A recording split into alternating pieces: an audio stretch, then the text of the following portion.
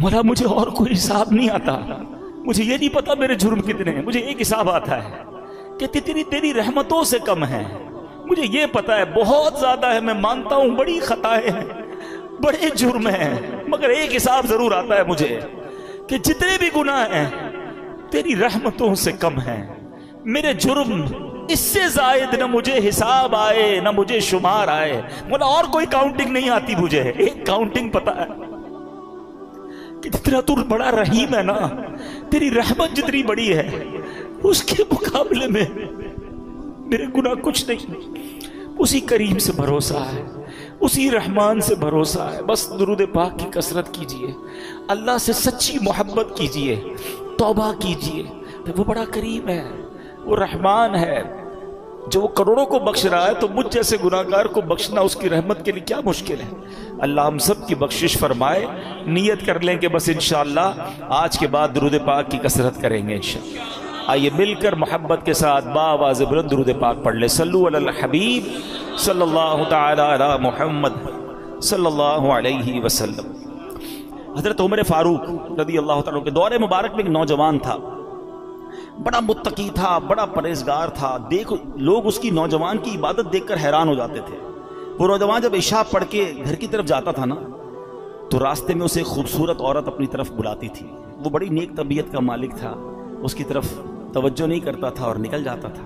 ایک دن جب وہ گزرا تو عورت نے اس کو پھر بلایا۔ اب انسان تھا، شیطان نے اس پر حملہ کیا، وہ بھی اس کی طرف مائل ہو گیا، مگر جیسی عورت کے قریب ہوا نا تو اسے اللہ کریم کا یہ فرمان یاد آیا، ان الذین اتقوا اذا مسهم طائف من الشیطان تذکروا فاذا هم مبصرون۔ بے شک پرہیزگاروں کو جب شیطان کی طرف سے کوئی خیال آتا ہے تو وہ فوراً حکم خدا یاد کرتے ہیں، پھر اسی وقت ان کی آنکھیں کھل جاتی ہیں۔ اس آیت کریمہ کے یاد آتے ہی اس کے دل پر ایسا اللہ کے خوف کا غلبہ پیدا ہوا کہ خوف الہی سے کانپتے کانپتے وہ بے ہوش ہو گیا۔ جب بڑی دیر ہو گئی گھر نہیں پہنچا تو اس کا بوڑھا باپ ڈھونڈنے نکلا تو دیکھا کہ نوجوان تو راستے میں بے ہوش پڑا ہوا ہے۔ اس کو اٹھایا، اپنے گھر لایا۔ اس کو جب ہوش آیا تو اس نے پھر اپنے والد کو واقعہ سنایا۔ واقعہ سناتے سناتے پھر اسے آیت کریمہ یاد آئی، پھر وہ آیت کریمہ اس نے پڑھی تو اس کی زوردار چیخ نکلی اور اس کا دم ہی نکل گیا۔ حضرت عمر فاروق رضی اللہ تعالیٰ کو اس نوجوان کے بارے میں پتہ چلا کہ ایسا نوجوان اتنا خوف خدا والا، اور اللہ کے خوف سے اس کا انتقال ہو گیا۔ آپ اس کی قبر پر آئے اور یہ آیت کریمہ پڑھی، وَلِمَنْ خَافَ مَقَامَ رَبِّهِ جَنَّتَانِ، جو اپنے رب کے حضور کھڑے ہونے سے ڈرے اس کے لیے 2 جنتیں ہیں۔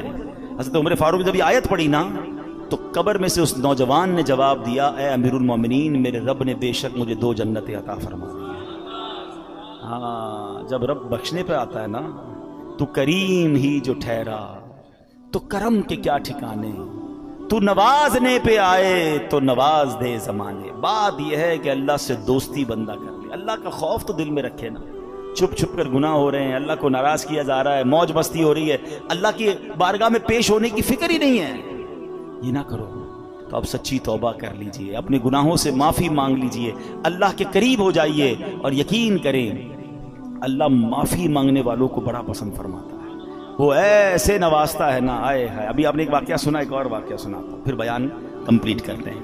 ایک کسائی تھا، قصاب، ٹھیک ہے، اور اس کی ایک پڑوس کے اندر ایک خادمہ تھی، کام کرنے والی تھی، وہ اس کو بڑی پسند تھی، اس کی نیت اس کے بارے میں خراب تھی۔ تو ایک دن وہ کہیں جا رہی تھی تو یہ بھی اس کے پیچھے پیچھے ہو لیا۔ جب قریب پہنچا تو وہ خادمہ کہتی کہ دیکھو میرے قریب مت آؤ، دل تو میرا بھی تمہاری طرف مائل ہے، مگر یہ کام جو ہے نا یہ اللہ کو پسند نہیں ہے، اللہ کا خوف کرو، مجھے اللہ سے ڈر لگتا ہے۔ اس نے سوچا کہ جب تم خادمہ ہو کر، ایک غریب عورت ہو کر اللہ سے ڈر رہی ہو، مجھے زیادہ ڈرنا چاہیے۔ اس نے اس عورت کو چھوڑ دیا اللہ کے ڈر سے، کوئی دیکھنے والا نہیں تھا، they were both alone there، مگر اللہ کے خوف سے چھوڑ دیا۔ لیکن اب جب واپس آنے لگا نا تو راستے میں بڑی گرمی تھی، پانی دور دور تک نہیں تھا، پیاس سے نڈھال ہو گیا، اس سے مرنے کے قریب ہو گیا۔ تو ایک اور شخصیت وہاں سے گزرے، کہا آپ کون ہیں؟ کہ میں فلاں نبی کا قاصد ہوں۔ ایک نبی علیہ السلام کے ساتھ رہتے تھے اور ان کے قاصد تھے، پیغام پہنچاتے تھے، وہ بھی پیاسے تھے۔ کہا آپ کا حال کیا؟ کہ میں بھی بالکل پیاسا ہوں۔ کہا چلیں حضور دونوں مل کے دعا کرتے ہیں۔ تو وہ جو نبی علیہ السلام کا قاصد تھا کہ تم بھی دعا کرو، میں بھی دعا کرتا ہوں۔ کہا میں تو گناہ گار آدمی کسائی ہوں، آپ اللہ کے نبی کے ساتھ رہتے ہیں، آپ دعا کریں۔ انہوں نے دعا کی، انہوں نے آمین کہنا شروع کی، تھوڑی دیر ہوئی تو ایک بادل آیا، بڑا کالا سا، بڑا ٹھنڈی ہواؤں والا. ان دونوں کو سکون ہو گیا، کہا چلو چلتے ہیں، اب پانی تلاش کرتے ہیں. ریلیکسیشن تو ہو گئی. تھوڑا آگے گئے تو اب راستہ دونوں کا ٹرن ہونے لگا. تو جو اللہ کے نبی کے قاصد تھے وہ مثال کے طور پر رائٹ ٹرن ہوئے، یہ کسائی کو لیفٹ ٹرن ہونا تھا، یہ قصاب لیفٹ ٹرن ہوا، بادل اس کے ساتھ جانے لگ گیا. اللہ کے نبی کے قاصد نے کہا تم تو کہتے تھے عام سا آدمی ہوں، کوئی نیک عمل نہیں، تمہارے ساتھ تو بادل جا رہا ہے. کہا واقعی کوئی نیک عمل نہیں ہے، بس آج ایک واقعہ ہوا، گناہ کرنے جا رہا تھا، میں تو غلط آدمی ہوں، برا کام کرنے گیا تھا. ہاں یہ بات ضرور ہے کہ موقع ملا تو اللہ کا خوف آ گیا، میں اس لیے پیچھے آ گیا. وہ اللہ کے نبی کے قاصد کہتے ہیں کہ توبہ کرنے والوں پر رب ایسے ہی انعام فرماتا ہے. آئے ہائے، ہم گناہ کریں، اسے ناراض کریں اور توبہ کر لیں تو وہ کیسے معاف فرماتا ہے.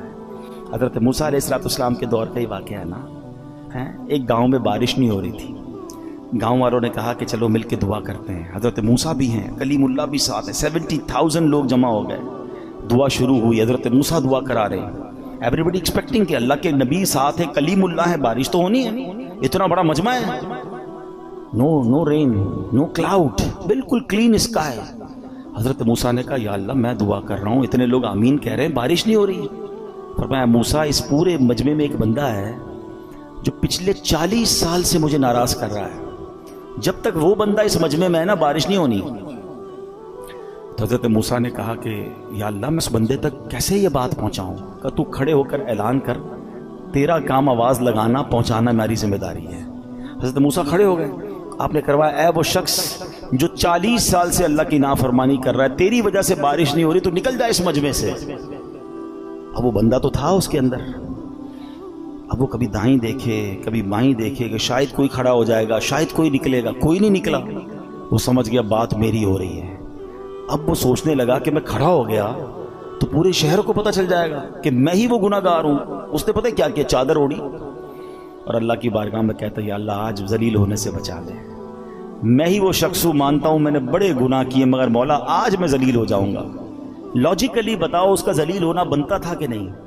کہ جس بندے کی گناہ کی وجہ سے بارش نہیں ہو رہی اس کو تو کھڑا کر کے سب کو بتانا بنتا تھا نا. ہمارے ساتھ کوئی غلط کرے ہم کہتے ہیں یہ وہ آدمی ہے، اس نے میرے ساتھ کیا. اچھا تھوڑا سا مسئلہ کرے اب زیادہ اس کو ذلیل کرتے ہیں، مگر میرے کریم کے کرم نوازی دیکھو وہ عیب چھپاتا کیسے ہے. وہ بندہ کہتا ہے مولا آج بچا لے. تھوڑی دیر ہوئی تو بادل آئے اور بارش برسنا شروع ہو گئی. حضرت موسیٰ کہتے ہیں یا اللہ بندہ تو کوئی نہیں نکلا، بارش کیسے ہو گئی؟ اللہ فرماتا ہے اے موسیٰ اس بندے نے مجھ سے دوستی کر لی ہے. حضرت موسیٰ کہتے ہیں یا اللہ بندہ تو دکھا دے، اب تو ملا دے تیرا دوست کون ہے. آئے ہائے، پتہ کیا فرمایا رب نے؟ فرمایا موسیٰ جب وہ میرا نافرمان تھا تب میں نے اسے ظاہر نہیں کیا، اب تو میرا دوست بن گیا، میں تجھے کیسے ظاہر کر دوں. یہ ہے میرا رب. کاش مجھے اور آپ کو سمجھ آ جائے. دنیا والوں کو میرا ایک ایپ پتہ چل جائے تو واٹس ایپ گروپ میں چلتے ہیں وہ میسج، سوشل میڈیا پہ چلتے ہیں، ویب سائٹوں پر اور اخباروں میں چلتے ہیں، مزے لیتے ہیں لوگ ہمارے ایپ کے. ارے دنیا کو تو پتہ ہی کچھ نہیں ہے جو میرے رب کو پتہ ہے.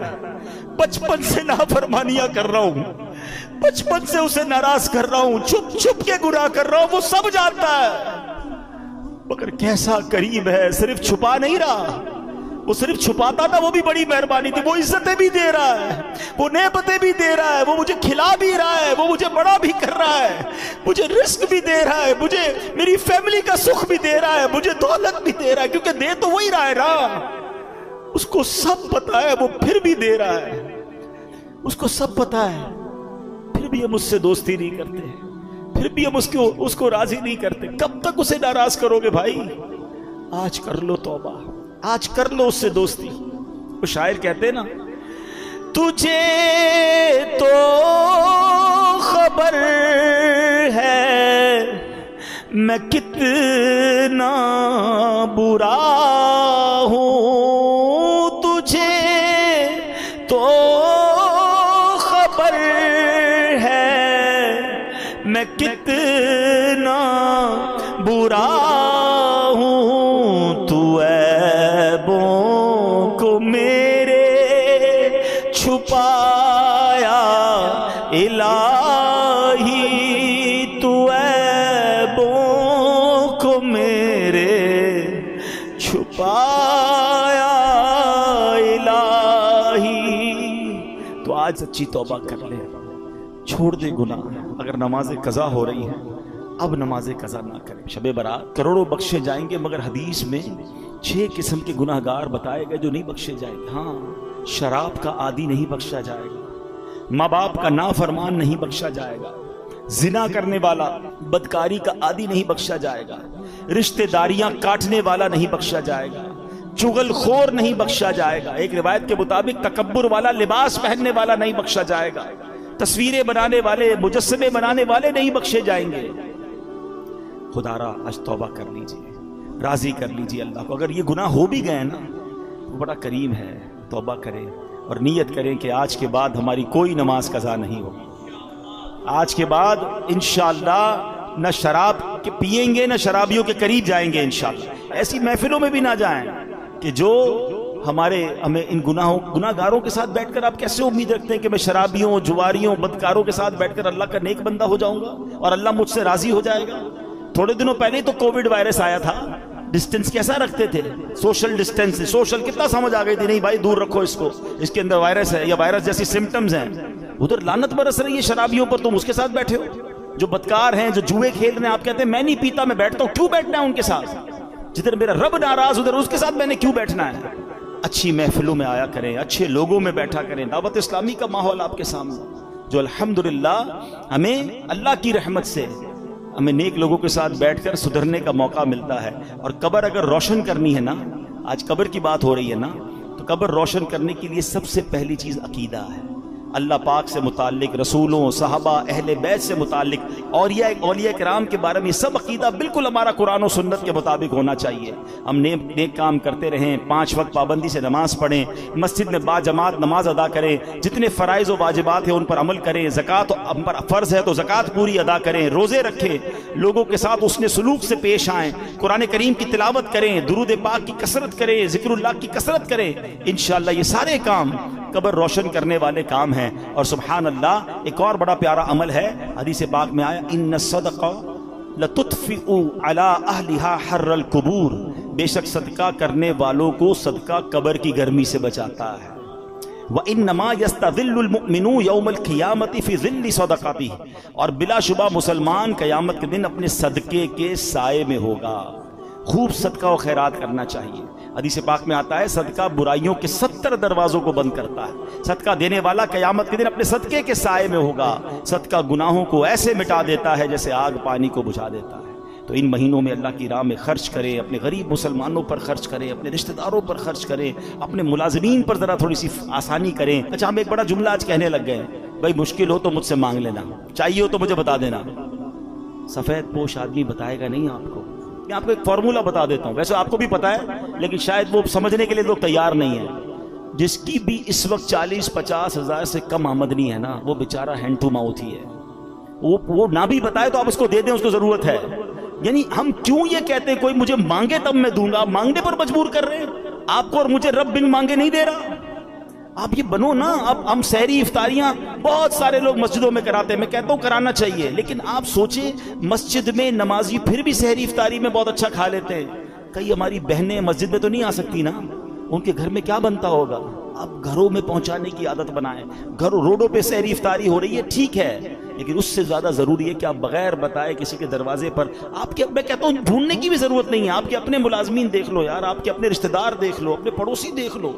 40,000 سے جس کا اسکیل 50,000 سے نیچے ہے نا، آپ اس کو راشن بھیجو گے وہ خوشی خوشی رکھ لے گا. یہ پچھلے دنوں کی بات ہے، ایک بھائی بتا رہے تھے ہم راشن بانٹ رہے تھے تو ایک بندہ آیا اور اس راشن بانٹنے والے کو کہتا ہے میں اپنے داماد کے ساتھ آیا ہوں، اس لیے ابھی تو میں آپ سے راشن نہیں مانگ رہا، میں تھوڑی دیر بعد آؤں گا تو مجھے دے دینا. اور اس نے دیکھا کہ وہ چھوٹی کون سی گاڑی ہوتی ہے FX، بولے اس گاڑی میں آیا تھا حالانکہ، مگر اس کو بھی راشن کی ضرورت تھی. سب لوگ ہینڈ ٹو ماؤتھ چل رہے ہیں. غریب آدمی کے پاس فروٹ لینے کے پیسے نہیں ہیں. ہم میں سے کئی لوگ ہیں جن کے گھر میں روز فروٹ آتا ہے، شاید روز گوشت اور چکن بنتا ہے. ہمیں تو شاید گوشت اور چکن کا دام بھی نہیں پتا، ہم میں سے کئی لوگ وہ ہیں. مگر پوچھے نا غریب آدمی سے، ہفتہ گزر جاتا ہے، اس کے گھر میں بھی روزہ ہو رہا ہے، اس کے گھر میں بھی افطار ہو رہی ہے. یہ وقت ہے جنت کمانے کا، یہ وقت ہے نیکیاں کمانے کا. آپ ایسے گھروں میں آپ لفافہ بنا کے پیسے بھجوا دیں، کوئی مسئلہ نہیں. 15-20 ہزار روپے بھجوائیں گے وہ، آپ زکوٰۃ نہیں تحفہ کہہ کے بھیج دیں. لیکن انشاءاللہ آپ دیکھیں گے چہروں پہ مسکراہٹیں آئیں گی، لوگوں کی عید اچھی ہوگی، لوگوں کی رمضان اچھی ہوگی. یہ وقت ہے اور یہ صدقہ ہماری قبر کو روشن کرے گا. ہمیں انشاءاللہ ان دکھیارے مسلمانوں کی مدد کریں گے، نہ جانے ہمارے کتنے غم دور ہو جائیں گے. اور پھر ایک اور پرابلم، ہم جو بچ جاتا ہے وہ کیوں بانٹتے ہیں؟ کھانا بچ گیا تو غریب کو دے دیں. اس بار ایک پلان کیجئے گا، آپ بے شک 100 آدمی کو افطار نہ کرائیں. آپ اپنے گھر میں جو افطار کرتے ہیں نا، سب سے پہلے آپ کی افطار سے پہلے افطار نکالیں اور وہ اپنے ملازم کو دیں. وہی افطار وہ پہلے کھائے، آپ کے ساتھ یا تو بیٹھ کے کھائے یا کم از کم وہ تو کھائے جو آپ کھا رہے ہیں. ہم جو بچتا ہے وہ اس کو کھلاتے ہیں، جو پھینکنے کا ہوتا ہے وہ کپڑا دیتے. نہیں، اللہ ہمیں کیسا دے رہا ہے اور ہم اللہ کی راہ میں کیسا دے رہے ہیں. 4 پارے کی پہلی آیت ہے، لن تنالوا البر حتى تنفقوا مما تحبون. تم اس وقت تک بھلائی کو نہیں پہنچ سکتے جب تک اپنی پیاری چیز اللہ کی راہ میں خرچ نہ کرو. بیسٹ دو، بہترین دو. ایک بزرگ تھے، ان کو اچھا بھروسہ بھی بڑا تھا، یہ اللہ کرے وہ بلیف بھی ہمیں مل جائے. وہ کہتے ہیں کہ ان کے گھر میں کوئی فقیر آیا پیسے لینے کے لیے، تو اپنی زوجہ کو کہا کہ کچھ ہے؟ تو اس نے کہا 4 انڈے ہیں، صرف کھانے کے لیے 4 ہی انڈے ہیں، 4 دے دو. 4 دے دیے. جب 4 دے دیے تو کہا تھوڑی دیر میں انشاءاللہ آ جائیں گے. اتنا بھروسہ تھا. تھوڑی دیر ہوئی تو دروازہ کھٹکھٹایا گیا. ایک بندہ آیا، ایک ٹوکری دے کر گیا. زوجہ سے کہا ذرا دیکھو کیا ہے. کہا کسی آپ کے دوست نے تحفہ بھجوایا ہے. کہا کیا ہے؟ کہا انڈے ہی ہیں. کہا چیک کرو کتنے. کہا 30 ہے. کہا 30 کس حساب سے آئے؟ دیے تو 4 تھے، ایک کے 10 آنے چاہیے. لیول آف بلیف، عقیدہ کتنا مضبوط تھا. 40 آنے چاہیے. کتنے ہیں؟ کہا 30 ہیں. دوبارہ گنو. کہتی حضور ہیں تو 40 مگر 10 ٹوٹے ہوئے ہیں. 30 پورے ہیں، 10 ٹوٹے ہوئے ہیں. کہا سچ سچ بتاؤ جو تم نے 4 دیے تھے اس کی کنڈیشن کیا تھی؟ کہا حضور ہم نے بھی جو 4 دیے تھے نا، 3 پورے تھے، 1 ٹوٹا ہوا تھا. بات آئی سمجھ؟ پورے دو گے پورے ملیں گے، ٹوٹے دو گے ٹوٹے ملیں گے. اب سمجھ جاؤ دیتے کیا ہو. بچا ہوا پھینکنے والا وہ اللہ کی راہ میں دینا ہے. پھر کیا ایکسپیکٹ کرو گے؟ ارے دو نا دل کھول کے بہترین، سب سے اچھا اللہ کی راہ میں دو. دوبارہ جملہ یاد کر لو، پورے دو گے پورے ملیں گے، ٹوٹے دو گے ٹوٹے. ہم تو جو بچتا ہے وہ اللہ کی راہ میں دینا ہے. بلکہ اتنا پتہ نہیں دنیا سے محبت اتنی ہو گئی ہے. ابھی اگر مسجد کے لیے اعلان ہو نا چندہ دیں، چلو سخاوت کا آج ذہن بن بھی گیا بھائی 100 روپے دینے، 500 روپے دینے. پرس نکالا، 2 100 کے نوٹ ہیں، ایک کڑک والا ایک پرانا پھٹنے والا. سچ بتاؤ مسجد کے ڈبے میں کون سا ڈالتے ہیں؟ کیوں؟ پرانا نیا والا 102 کا نہیں ہے، وہ بھی 100 کا ہے. اللہ کی راہ میں دینا نا، وہ یار یہ والا دے دو یار، یہ نکالو. کمال ہے. اپنے بچے کے لیے برانڈڈ چیز لینی ہے، اللہ کی راہ میں پھینکنے والی چیز دینی ہے. اللہ دل دیکھتا ہے. اللہ کو تھوڑی چاہیے ان چیزوں کی، اللہ کی بارگاہ میں تھوڑی جاتی ہے میری چیزیں. وہ دل دیکھ رہا ہے کہ یہ بندہ جب بھی میری راہ میں خرچ کرتا ہے جو اس کے کام کا نہیں وہ خرچ کرتا ہے. کہیں ایسا نہ ہو کہ اپنی رحمتوں کو وہ روک لے. جب وہ بے گنے دے رہا ہے، میری اوقات سے بڑھ کر دے رہا ہے، تو بانٹو نا. بھائی زکوٰۃ پوری ہو گئی، بھائی ہم نے حساب کر لیا اب اور نہیں دینے. ارے بھائی نیکی کا کام آیا دے دو، کوئی بات نہیں، اللہ بھی تو دے رہا ہے. زکوٰۃ سے اوپر دینا منع تو نہیں ہے، صدقہ دینا منع تو نہیں ہے، تو خرچ کیا کریں. حضرت وہاب بن منبہ کہتے ہیں کہ حضرت ابراہیم خلیل اللہ علی نبینا علیہ السلام، ٹھیک ہے، یہ اللہ کے خلیل، اللہ کے دوست. اور اللہ اکبر، موضوع میرا آج نہیں ہے لیکن باتیں ذہن میں آتی جا رہی ہیں. میرے بچے بھی ہیں، ینگسٹر بھی ہیں. حضرت ابراہیم علیہ السلام کو ضرور پڑھیں. He is one of the amazing personality of the history of universe. کمال شخصیت ہیں. حضرت ابراہیم کی بہت ساری شانیں ہیں، مگر جو کمال کی بات میں آپ کو بتاؤں کہ چار جو آسمانی مذاہب ہیں نا، ان 4 مذہبوں میں حضرت ابراہیم کا ادب ہے، آپ کا احترام ہے، وہ تمام آپ کو مانتے ہیں. نمبر 1. نمبر 2، آپ ابو الانبیاء ہیں. حضرت ابراہیم کے بعد جتنے نبی آئے وہ سب آپ کی اولاد میں سے، اس لیے آپ کو ابو الانبیاء بھی کہا جاتا ہے. بہرحال اب حضرت ابراہیم علیہ السلام کو حکم ملا کہ رخت سفر باندھیں، دنیا کا سفر کریں اور ہمارے عجائبات دیکھیں، اللہ کی قدرت کے نظارے دیکھیں. تو آپ نے رخت سفر باندھا اور روانہ ہو گئے. تو چلتے چلتے جب آپ ساحل سمندر کے قریب پہنچے تو وہاں آپ کو ایک غلام دکھائی دیا جو بکریاں لیے جا رہا تھا. حضرت ابراہیم علیہ السلام نے اس سے پوچھا کہ اے غلام، کیا تمہارے پاس پانی یا دودھ ہے؟ تو عرض کیا جی ہے، جو آپ کہیں آپ کو پیش کر دوں گا. آپ کو کیا چاہیے آپ بتائیے، پانی چاہیے یا دودھ چاہیے؟ تو حضرت ابراہیم نے کہا کہ پانی پلا دو. اس نے اپنا ڈنڈا اٹھایا اور قریبی چٹان کے پاس گیا, وہاں رک کر کچھ بولا. چٹان پر اس نے اپنا عصا مارا تو چٹان سے پانی کا چشمہ جاری ہو گیا. حضرت ابراہیم کو اس نے پانی بھر کے پانی پلا دیا. اچھا, حضرت ابراہیم نے بھی اپنا تعارف نہیں کرایا تھا کہ آپ کون ہیں. آپ نے پانی پیا اور حیرت سے غلام کو دیکھنے لگے. تو اس نے, غلام نے دیکھا کہ بڑے حیران ہو رہے تھے. کہا آپ کو حیرانی کیوں ہو رہی ہے؟ تو کہا حیرانی نہیں ہوگی, تم نے جا کے لکڑی ماری, ڈنڈے ماری اور پتھر سے پانی نکل آیا. تو کہا میں آپ کو راز بتاؤں. تو کہا بتاؤ. کہ مجھے پتا چلا ہے کہ اللہ کے ایک نبی ہیں اور اللہ پاک نے انہیں اپنا خلیل بنایا ہے, اور میں خلیل اللہ کے وسیلے سے جو بھی مانگتا ہوں نا اللہ مجھے عطا فرما دیتا ہے. میں بھی اس چٹان پر گیا تھا, میں نے اسی خلیل اللہ کا نام لیا تو پانی کا چشمہ آ گیا. حضرت ابراہیم نے کہا کہ میں ہی وہ خلیل اللہ جسے اللہ پاک نے خلیل بنایا. اللہ اکبر. یہ سن کر تو غلام کی خوشی کی انتہا نہیں رہی کہ میں تو روز جس کے وسیلے سے کام کر رہا ہوں وہ آج میرے سامنے آ گئے. وہ کہتے نا, وہ آئے ہمارے گھر خدا کی قدرت ہے, کبھی ہم ان کو کبھی اپنے گھر کو دیکھتے ہیں. دل ہی دل میں اپنی قسمت پر فخر کر رہا تھا. کہتے واقعی سچ بتا دیں آپ ہی خلیل اللہ. حضرت ابراہیم فرماتے ہیں ہاں میں ہی خلیل اللہ ہوں.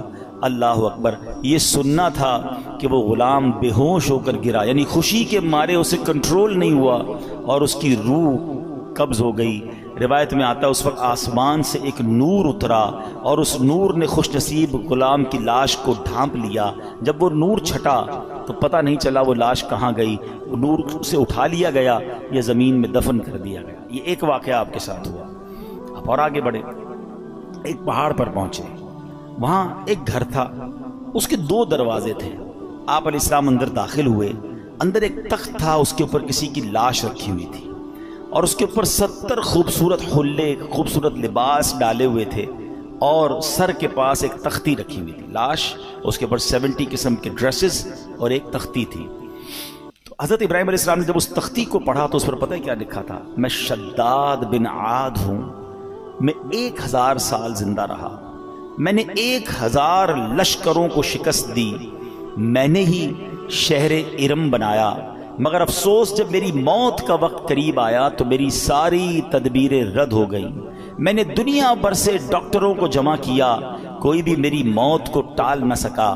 بس جس نے بھی مجھے دیکھا اب اسے دنیا کے دھوکے میں نہیں آنا چاہیے. اے لوگو, خود پر دنیا کے دروازے تنگ رکھو. تم اتنی بادشاہت کے مالک نہیں ہو جیسی بادشاہت کا مالک میں تھا. تم اتنا عرصہ زندہ نہیں رہے, نہ رہو گے جتنا عرصہ میں زندہ رہا.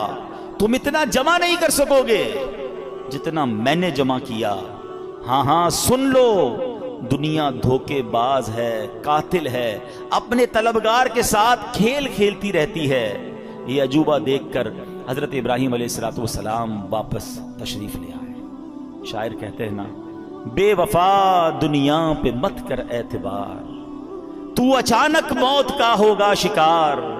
موت آ کر ہی رہے گی یاد رکھ, جان جا کر ہی رہے گی یاد رکھ. گر جہاں میں 100 برس تو جی بھی لے, قبر میں تنہا قیامت تک رہے. جب فرشتہ موت کا چھا جائے گا پھر بچا تجھ کو نہ کوئی پائے گا. موت آئی پہلوان بھی چل دیے, خوبصورت نوجوان بھی چل دیے. دنیا میں رہ جائے گا یہ دبدبا, زور تیرا خاک میں مل جائے گا. 2 واقعات, اور ان دونوں واقعات میں ہمارے لیے بہت کچھ سیکھنے کو ہے. پہلا خوش نصیب, کیسا غلام تھا, کیسا عقیدہ تھا, کیا اللہ کے نبی سے محبت تھی, اور اس عقیدے کی برکت دیکھیں کہ ان کے وسیلے سے جو مانگتا تھا اللہ عطا فرما دیتا تھا. ایکچولی یہ جو دعائیں ہیں نا, ان دعاؤں میں جو مین چیز ہوتی ہے نا وہ آپ کا بلیف کا اسٹینڈرڈ کتنا ہے, لیول بلیف کیا ہے. اس کو محبت اتنی تھی حضرت ابراہیم سے, بھروسہ اتنا تھا اللہ پر کہ میں خلیل اللہ کا وسیلہ جب اللہ کی بارگاہ میں پیش کروں گا اللہ میری مشکلیں ٹال دے گا, میری مصیبتیں حل کر دے گا. اور ایسا ہی ہوتا تھا. اس سے پتہ چلا کہ حضرت ابراہیم علیہ السلام کی شان بھی کیا ہے, اور اس واقعے سے یہ بھی پتہ چلا کہ اللہ والوں کا وسیلہ بارگاہ الہی میں دینے سے بعض اوقات کام ہو جاتے ہیں, اور اس میں کوئی حرج نہیں ہے. یہ تابعی بزرگ واقعہ بیان کر رہے ہیں, اس سے یہ سیکھنے کو مل رہا ہے کہ اللہ والوں کا وسیلہ پیش کر کے اللہ کی بارگاہ میں دعا مانگیں تو دعائیں قبول ہوتی ہیں۔ بہرحال دوسرا واقعہ جو تھا وہ بڑا ہی عبرت انگیز ہے، ہمارے لائف سٹائل کے حوالے سے وہ بڑا ریلیونٹ ہے۔ شداد کون تھا؟ بڑے روب و دبدبے والا بادشاہ تھا، یہ غیر مسلم تھا، اور اس کے بارے میں اس نے کیا کیا تھا کہ اس نے جنت کا ذکر سن رکھا تھا غیر مسلم، مگر اسے سن رکھا تھا کہ مرنے کے بعد مسلمانوں کے پاس ایک کانسیپٹ ہے کہ جنت میں ان کو ڈالا جائے گا، تو اس نے کہا میں مرنے کا انتظار کیوں کروں اور مسلمان کیوں ہوں، میں خود ہی جنت بنا لیتا ہوں۔ شداد کی جنت دنیا میں مشہور تھی، اس نے کیا کیا، ایک عظیم شہر بنایا۔ ہم کیا امیجن کرتے ہیں حدیثوں میں نا کہ سونے کی اینٹیں ہوں گی، اس نے لٹرلی سونے کی اینٹوں سے محل بنائے، زبرجد اور یاقوت کے ستون کھڑے کیے، سنگریزوں کی جگہ خوبصورت موتی بچھا دیے، ہر محل کے گرد جواہرات بچھا کر اوپر نہریں جاری کی، طرح طرح کے درخت اگائے، غرض ایسا عظیم شہر بنایا، نہ دنیا میں اس سے پہلے کوئی ایسی سٹی کریٹ ہوئی نہ اس کے بعد کبھی ہوئی۔ اور جب شہر مکمل ہو گیا نا، یعنی یہ شداد کا واقعہ کوئی افسانہ نہیں ہے، قرآن میں اس کا ذکر موجود ہے۔ اللہ قرآن میں فرماتا ہے فَصَبَّ عَلَيْهِمْ رَبُّكَ صَوْتَ عَذَابٍ إِنَّ رَبَّكَ لَبِالْمِرْصَادِ، تو ان پر تمہارے رب نے عذاب کا کوڑا برسایا، بے شک تمہارا رب یقیناً دیکھ رہا ہے۔ اللہ اکبر، اتنی دولت، اتنا مال، مگر ہوا کیا کہ شداد اس شہر میں قدم بھی نہیں رکھ سکا۔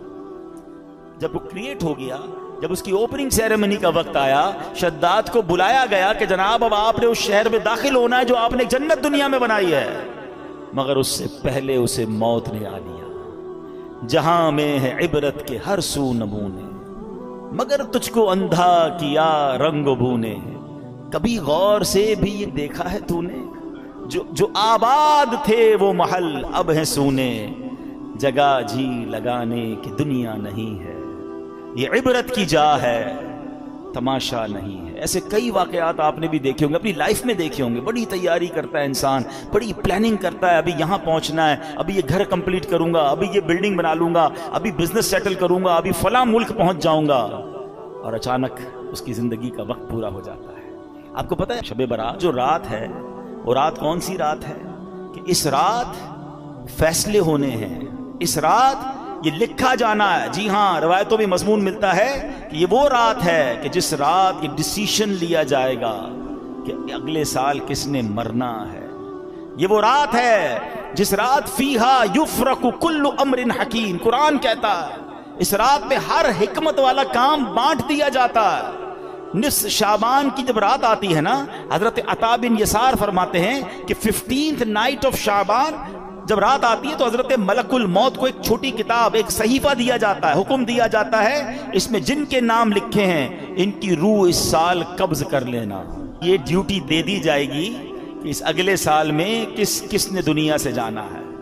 وہ آپ فرماتے ہیں آدمی شادی بیاہ میں مصروف ہوتا ہے، گھر کی تعمیر و ترقی میں لگا ہوتا ہے، جبکہ اس کا نام مردوں کی فہرست میں لکھا جا چکا ہوتا ہے۔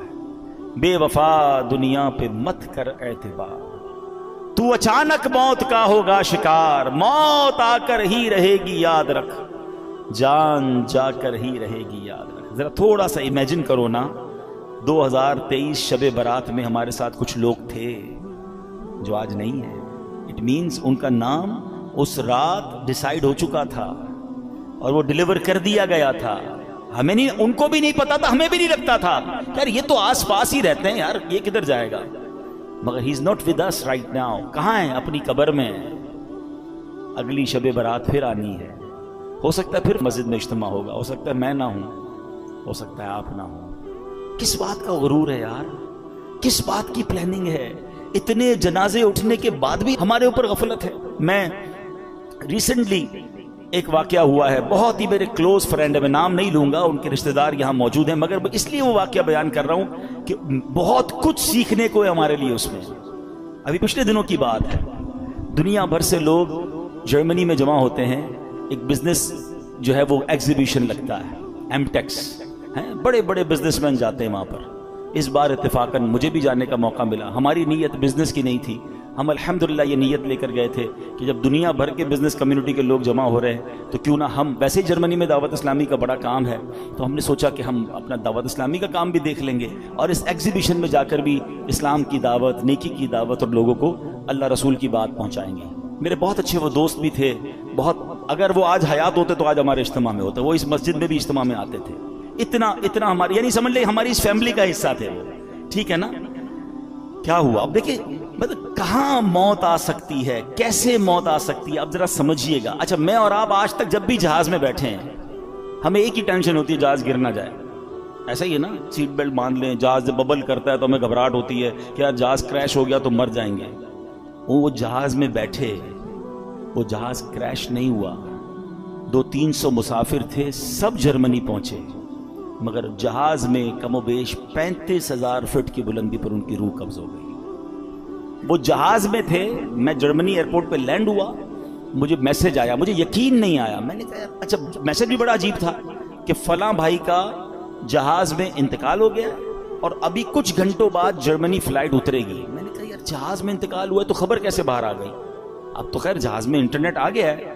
اب میں نے ان کے رشتہ داروں کو تلاش کرنا شروع کیا، ان کے کچھ رشتہ دار بھی جرمنی میں تھے، میں نے ان کو فون کیا، میں بھی ایئرپورٹ پہ ہی ہوں، جرمنی فرینکفرٹ ایئرپورٹ پہ ہی تھا، جہاز سے اترا، مجھے میسج آیا، مجھے یقین نہیں آیا کیونکہ مجھے یہ پتا تھا کہ یہ سارے آ رہے ہیں جرمنی۔ ان کے رشتہ دار کو کال کیا، وہ کہتے ہیں ہمارے پاس بھی خبر آئی ہے اور جہاز سے ہی آئی ہے، لیکن ہم خود بھی شش و پنج میں ہیں کہ واقعی ایسا ہو گیا۔ تو میں نے کہا جہاز سے کیسے آ گئی؟ کہا ان کے کچھ دوست ساتھ تھے، انٹرنیٹ انہیں ملا، انہوں نے فوراً میسج کیا، اور اچھا اب فلائٹ کب لینڈ ہوگی؟ تو کہا فلائٹ ابھی 5 گھنٹے باقی ہیں یا 4 گھنٹے باقی ہیں۔ میں بھی انتظار کرتا رہا، بار بار ہم فون پہ رابطے میں رہے، اور جیسے ہی جہاز لینڈ ہوا تو یہ خبر پکی تھی کہ دبئی سے جب جہاز اڑا کچھ گھنٹے، 1 یا 2 گھنٹے بعد ان کی طبیعت بگڑی، جہاز میں جو بھی فرسٹ ایڈ دیا جا سکتا تھا دینے کی کوشش کی گئی، مگر ان کا وقت پورا ہو گیا۔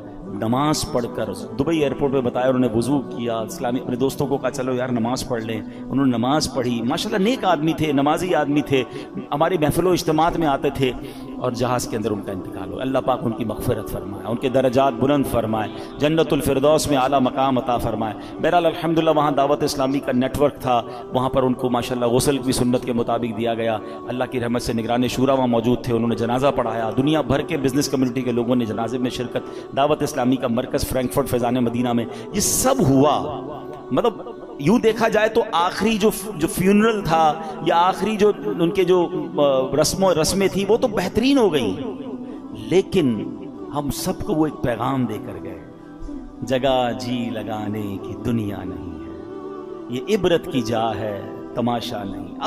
اب بھی اگر مجھے اور آپ کو احساس نہیں ہوگا کہ میں کبھی بھی مر سکتا ہوں، یعنی پلان اتنے سارے کرنے والا کیوں نہیں سوچتا آگاہ اپنی موت سے کوئی بشر نہیں، سامان 100 برس کا ہے، پل کی خبر۔ آپ میں سے بہت سارے لوگ قبرستان گئے ہوں گے، جانا چاہیے، شب برات سنت ہے قبرستان، رشتہ داروں کی قبریں ہوتی ہیں، مرحومین کی قبریں ہیں، جانا چاہیے، فاتحہ پڑھنی چاہیے، لیکن 2 باتیں قبرستان کے حوالے سے بھی عرض کر دوں۔ قبرستان جب بھی جائیں، اگر آپ کی کسی ریلیٹیو کی قبر ہے اور وہ قبر ایسی جگہ پر ہے کہ جہاں آپ کو کئی قبریں پھلانگ کر پیر رکھ کے وہاں جانا پڑے گا تو پھر نہ جائیں، کیونکہ قبر پر پیر رکھنا ناجائز ہے، بلکہ ایسے راستے پر چلنا جس کے بارے میں یہ گمان ہو کہ یہاں پہلے قبریں تھیں اب راستہ بنایا گیا، وہاں بھی چلنا حرام ہے، تو نہ جائیں، ٹھیک ہے؟ آپ باہر ہو کے فاتحہ پڑھ لیں، انشاءاللہ آپ کی حاضری ہو جائے گی۔ السلام علیکم یا اہل القبور یغفر اللہ لنا ولکم وانتم سلفنا ونحن بالاثر، بڑی پیاری دعا ہے، اس دعا کا معنی بھی بڑا عبرت والا ہے۔ بات پتہ کیا ہے، ہم دعائیں پڑھتے ہیں اس کا معنی نہیں پتا ہوتا، اگر صرف اس ایک دعا کو سمجھ جاؤ نا تو جو میں بیان کر رہا ہوں آپ کو سمجھ آ جائے گا۔ دعا کیا ہے یاد بھی ہوگی آپ کو، السلام علیکم یا اہل القبوری، کیا معنی ہے؟ اے قبر والوں تم پر سلام ہو، یغفر اللہ لنا ولکم، اللہ تمہاری اور ہماری مغفرت فرمائے، وانتم سلفنا ونحن بالاثر، تم پہلے چلے گئے ہمیں پیچھے آنا ہے۔ یہ پیغام ہے اس دعا میں کہ قبریں دیکھ کر یاد کرو کہ یہ چلے گئے اب تم نے جانا ہے۔ قبرستان جاتے ہیں پھر بھی چہرے پہ ہنسی ہے، پھر بھی انجوائمنٹ ہے، پھر بھی موبائل فون ہے، قبر کی کسی کو تدفین ہو رہی ہوتی ہے نا تو باہر وہاں بیٹھ کے سگریٹ پی رہے ہوتے ہیں، گپے لگا رہے ہوتے ہیں، بزنس کی باتیں کر رہے ہوتے ہیں۔ یار قبرستان جا کر تو یاد کر لو کہ کل میری باری آنے والی ہے۔ عبرت جس کو کہتے ہیں میسج لینے کا انداز ہی نہیں ہے۔ ہمارے بزرگان دین کیسے عبرت کے مدنی پھول لیتے تھے، لیکن ہمیں عبرت لینا نہیں آتا ہے. اب ذرا سوچیں. اچھا چلیں اس دعا میں ایک اور بات بھی سیکھ لیجئے. ماشاءاللہ وہی والی بات ہے نا, جو چیز سیکھنے کو مل جائے تو سیکھ لینی چاہیے. تو سیکھنی کیا ہے کہ اس میں کیا میسج ملا. دعا کیا ہے, دوبارہ دہرائیے گا, السلام علیکم یا اہل القبور. واہ بھائی واہ, مسئلہ تو حل ہو گیا اس دعا میں. حدیث پاک کی دعا ہے یہ, مشکات شریف میں دعا موجود ہے. اے قبر والو تم پر سلام ہو. قبرستان میں سارے اللہ کے ولی ہیں, بتاؤ نا, سارے ہی صحابہ ہیں, سارے جنتی ہیں. ہمیں کیا پتا ہے, شرابی کی بھی قبر ہے, کبابی کی بھی قبر ہے, نمازی کی بھی قبر ہے, نیک کی بھی قبر ہے, گناہ کا. اللہ سب کی مغفرت فرمائے. مگر عام مسلمانوں کو حدیث کیا بتا رہی ہے, یا اہل القبور, اے قبر والو تمہیں سلام ہو. بڑا سمپل سوال ہے, جب قبر والوں کو یا اہل القبور کہنا دعا سے حدیث سے ثابت ہے, ہم ادھر اگر اللہ کے ولی کو یا غوث اعظم کہتے ہیں تو کیا پرابلم ہے, یا رسول اللہ کہتے ہیں تو کیا پرابلم ہے. آپ تو گناہ گار کو یا اہل القبور کہنے کی اس دعا میں اجازت ہے, ہم تو اللہ کے نیک بندوں, اولیاء, صحابہ, اہل بیت کو پکارتے. پتہ نہیں کیوں ٹینشن کریٹ کی جاتی ہے. تو یہ چلے ایک مسئلہ بھی میں نے کہا عقیدے کا کلیئر کر دوں. ایک بڑی پیاری دعا آج میں نے بھی پہلی بار پڑھی, اس میں بھی کوئی حرج نہیں ہے, علم ہر بندہ سیکھ رہا ہوتا ہے. اور دعا کیا ہے, بسم اللہ الرحمن الرحیم, اللہم رب الاجسادی البالیتی والعظامی النخرتی التی خرجت من الدنیا وہیا بکا مؤمنۃ ادخل علیہا روحا من عندک وسلاما منی. اب اس کا پہلے ترجمہ سنیے گا, پھر میں اس کی فضیلت بتاؤں. اے اللہ, اے گل جانے والے جسموں اور بوسیدہ ہڈیوں کے رب, جو دنیا سے ایمان کی حالت میں رخصت ہوئے, تو ان پر اپنی رحمت فرما اور ان کو میرا سلام پہنچا دے. اچھا, یہ دعا جو ہے اس کی جو فضیلت ہے شرح الصدور میں ہے کہ جو بندہ قبرستان میں داخل ہو کر یہ دعا پڑھے تو حضرت آدم سے لے کر دعا پڑھنے کے وقت تک جتنے مسلمان فوت ہوئے, یہ سب دعا پڑھنے والے کے لیے دعائے مغفرت کریں گے. یعنی اربوں مسلمان جو دنیا سے چلے گئے, اس کیونکہ ہم نے سب کے لیے دعا کر دی نا, تو وہ مردے بھی جو دنیا سے چلے گئے, پردہ فرما گئے, وہ ہمارے لیے دعا کریں گے. تو یہ شرح الصدور بڑی کمال کی کتاب ہے, امام جلال الدین سیوطی شافعی رحمۃ اللہ تعالی لکھی, اور انہوں نے اس میں یہ دعا لکھی ہے. دیکھیں, جہاں ثواب کا موقع ملے, جہاں برکت کا موقع ملے, اسے اچیو کرنا چاہیے. فوراً ہی اگر کوئی اسکیم آتی ہے, فلاں بورڈ آتا ہے کہ یار یہاں یہ بار کیا آج کل کہتے ہیں, وہ کوڈ یوز کر لو تو آپ کو اتنا % ڈسکاؤنٹ مل جائے گا. بندہ فوراً کوڈ نوٹ کر رہا ہوتا ہے, فوراً پکچر کھینچ لیتا ہے کہ یار یہ والے کوڈ سے یہ والی ویب سائٹ پہ فائدہ ہوگا. میں بھی چھوٹا سا کوڈ ہی بتا رہا ہوں بھائی, اور علماء کرام اور بزرگان دین کی اس کتابوں سے بتا رہا ہوں کہ اس کو پڑھ لو قبرستان میں جا کر. اور دعا ہی ہے نا, اس پہ حرج تو کوئی نہیں ہے, تو سب جانے والوں کے لیے دعا ہے. تو بہرحال اللہ کرے کہ ہم اس طرح نیکیاں کمانے کا بھی ہمارے اندر شوق پیدا ہو جاتا. تو بہرحال آج ہماری جو گفتگو چل رہی تھی کہ ہمیں اپنی قبر کی تیاری کرنی ہے, اپنی موت کی تیاری کرنی ہے. شب برات جو ہے نا, وہ ہمیں بہت کچھ درس دیتی ہے. اور پھر سب سے زیادہ ہمیں اس بات پر غور کرنا ہے کہ ہمیں اللہ کے خوف کو دل میں پیدا کرنا ہے. حضرت ابو بکر صدیق رضی اللہ, میں آپ کو ان کا واقعہ سناتا ہوں. آپ سے بڑا کون سا صحابی ہے, آپ سے بڑھ کر کس کے جنتی ہونے میں شک آپ کر سکتے ہیں؟ یعنی آپ تو قطعی جنتی بھی کیسے ہے کہ نبی پاک کی زبان سے جنت کی بشارت سنی, بلکہ کتنی بار بشارت سنی. پیارے آقا علیہ الصلوۃ والسلام نے ایک بار پتہ کیا فرمایا, دیکھیں کیسا پیار ہے. ایک بار نبی پاک تشریف لائے صحابہ کرام میں, سیدھے ہاتھ میں صدیق اکبر رضی اللہ تعالیٰ کا ہاتھ ہے, بائیں ہاتھ میں حضرت عمر فاروق کا ہاتھ ہے, اور تشریف لائے اور آ کر فرماتے ہیں آج دیکھ لو جیسے آج آئے ہیں, محشر کے دن بھی ایسے ہی آئیں گے. کیا ساتھ ہے. اچھا, پھر ایک اور ایمان افروز بات بتاؤں, چلے یہ بھی بہت سیکھنے کو ملے گا. ہم انسان کی قبرستان جاتے ہو نا, ایک جملہ سنا ہوگا آپ نے, پہنچی وہیں پہ خاک جہاں کا خمیر تھا. یہ محاورہ سنا ہے نا, یہ صحیح محاورہ ہے. بندہ دفن وہیں ہوتا ہے جہاں کی اس کی مٹی ہوتی ہے. روایتوں میں آتا ہے کہ جس ہمیں جب بنایا گیا نا, ہم مٹی سے بنے نا, انسان کو اسی مٹی سے بنایا جاتا ہے جس مٹی میں اس کی تدفین ہونی ہے. آپ کے ساتھ کئی بار ایسا ہوا ہوگا. پھر ایک مجھے ہمارے اسی طرح کے دوست یاد آ گئے, تھوڑے دنوں پرانی بات ہے, کافی عرصے سے وہ کینیڈا میں رہتے تھے, بڑے بیمار تھے, بڑے مسائل ان کے چل رہے تھے. ان کو کہا گیا کہ یار آپ تھوڑے دنوں کے لیے پاکستان بھی آ جائیں. وہ پاکستان آئے اور آتے ہی دوسرے دن ان کا انتقال ہو گیا. تو سب کہتے تھے یار ان کی مٹی یہاں کی لکھی ہوئی تھی. ایسا ہی نا, ایسا آپ کے ساتھ سنا ہوگا, بندہ کہیں جاتا ہے اس کا انتقال ہو جاتا ہے. اب یہ بات تو طے ہو گئی. اب ذرا ایمان افروز بات سنیں. صدیق اکبر اور حضرت عمر فاروق کی قسمت پر ہماری جان قربان. کہاں پر روزہ ہے ان کا؟ کس کے ساتھ ہے؟ سنہری جالیوں کے پیچھے ہے نا. علماء کہتے ہیں جس مٹی سے نبی پاک کو بنایا گیا نا, اسی مبارک مٹی سے حضرت ابوبکر صدیق اور حضرت عمر کی تخلیق ہوئی تھی. ان کو تو اس وقت چن لیا گیا تھا. اور وہیں جبھی تو دیکھیں نا روضہ رسول میں پیارے آقا کے محبتوں کا صلہ ایسے کون دیتا ہے, سنہری جالیوں میں یار غار آپ سے ہیں.